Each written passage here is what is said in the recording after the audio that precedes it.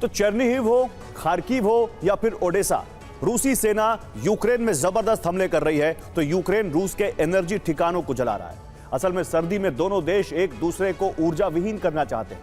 रूस और यूक्रेन दोनों की कोशिश है कि वो सर्दी में बढ़त बना ले।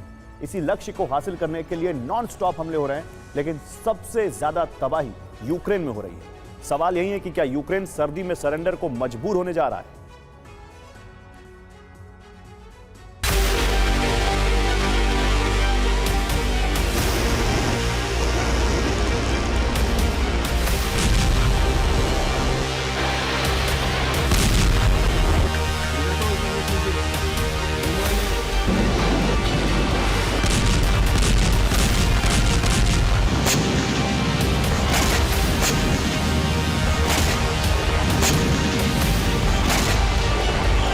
ये वार, ये पलटवार और ये विनाश इस बात का प्रमाण है कि रूस और यूक्रेन में सर्दियों वाली विध्वंसक जंग पूरी तरह से आरंभ हो चुकी है।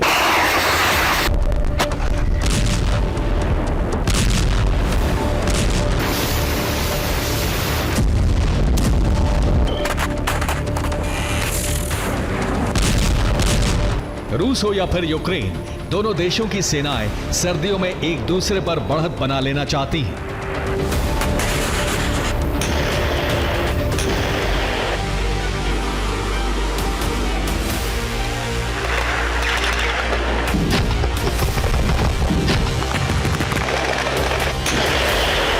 इस लक्ष्य को हासिल करने के लिए दोनों देश एक दूसरे पर पूरी ताकत से हमले कर रहे हैं।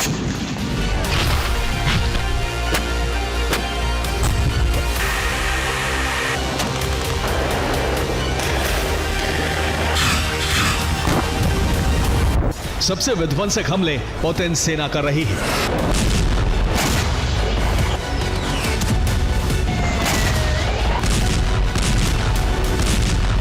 इस बार की सर्दियों में यूक्रेन के पास पिछले 2 साल के मुकाबले संसाधनों की कमी है। रूस इसी का फायदा उठाकर जबरदस्त हमले कर रहा है।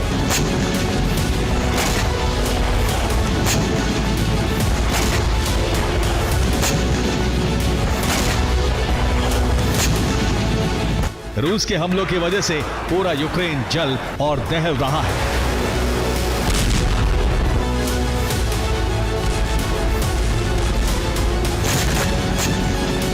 रूस ने सबसे भीषण हमला चेर्निहिव में किया। रिपोर्ट के मुताबिक सिर्फ चेर्निहिव में ही रूस ने 104 धमाके किए। हमले की वजह से यूक्रेन के कई ऊर्जा ठिकानों में आग लग गई। खार्किव में रूस ने 9 जगहों पर मिसाइल हमले किए। विस्फोट की वजह से 22 इमारतें बर्बाद हो गईं। नीप्रो में रूसी हमले में 3 इमारतें तबाह हो गईं। हमले में यूक्रेन के 6 लोग मारे गए। लीवन में रूसी आर्टिलरी ने इतना भीषण हमला किया कि यूक्रेनी सैनिकों को फ्रंट लाइन छोड़कर भागना पड़ा। डोनेस्क में भी रूस ने यूक्रेन के ऊर्जा ठिकानों को टारगेट किया।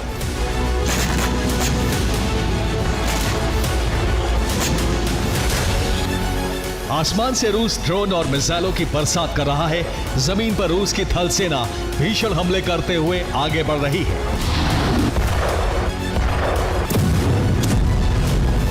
रूस सूमी, खार्किव और नीप्रो फ्रंट पर यूक्रेन की जमीनों पर कब्जा करता जा रहा है। एक तरफ रूस भीषण हमले कर रहा है तो दूसरी तरफ यूक्रेन के पास हथियारों की कमी है। ऊपर से अमेरिका और नेटो ने हथियारों की सप्लाई कम करने का फैसला लिया है, जिससे ज़ेलेंस्की और उनकी सेना की मुश्किलें बढ़ गई हैं। और जिस वक्त रूस यूक्रेन में जबरदस्त हमले कर रहा है, उस वक्त ज़ेलेंस्की को बहुत बड़ा झटका लगा है। ये झटका अमेरिका ने दिया है।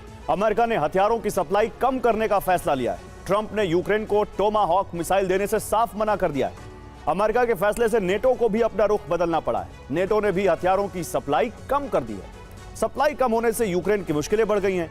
अब रूस के भीषण हमलों की वजह से यूक्रेन को सर्दी में हार का डर सताने लगा है।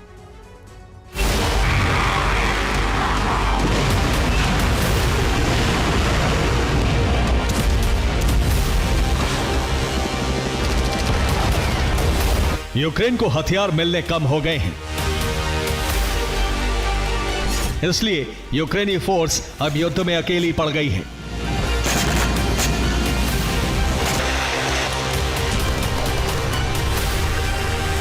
लंबी जंग से यूक्रेनी सेना थक चुकी है, उसके पास हथियार भी नहीं है। ऊपर से रूस ऑल राउंड अटैक कर रहा है।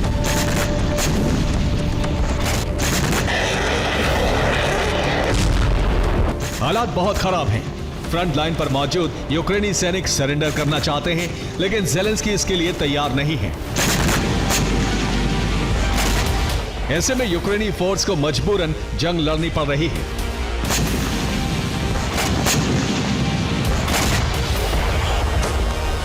ज़ेलेंस्की ने अपनी सेना को स्वदेशी ड्रोन से ही रूस में तबाही मचाने का आदेश जारी कर दिया है।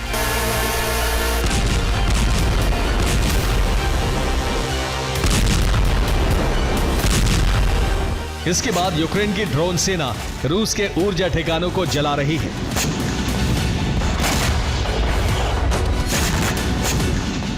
यूक्रेन ने वोल्गोग्राद में रूस की ऑयल रिफाइनरी को टारगेट किया। विस्फोट की वजह से रूसी रिफाइनरी में भीषण आग लग गई।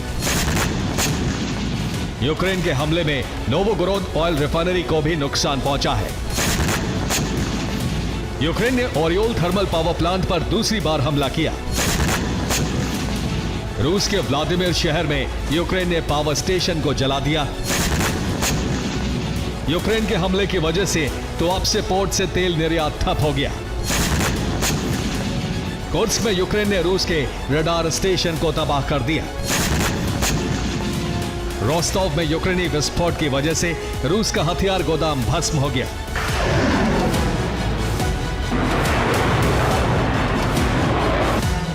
यूक्रेन ने न सिर्फ रूसी धरती पर पुतिन के सैन्य और ऊर्जा ठिकानों को जलाया, बल्कि रूसी फौज को युद्ध के कई फ्रंट पर जख्म दिया।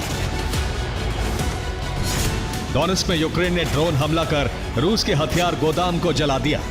ज़ेपोरिज़िया में यूक्रेनी हमले में रूस के 2 सैन्य ठिकाने समाप्त हो गए। खार्किव में यूक्रेन ने रूस की सैन्य टुकड़ी का खात्मा कर दिया।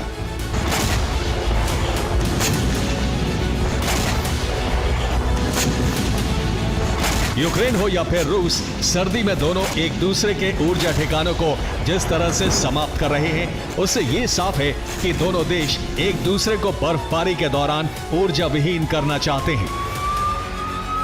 इस लक्ष्य को हासिल करने में कौन सफल होता है और कौन विफल, ये आने वाले कुछ दिनों में ही साफ हो पाएगा। Bureau report, TV9, Bharatvarsh.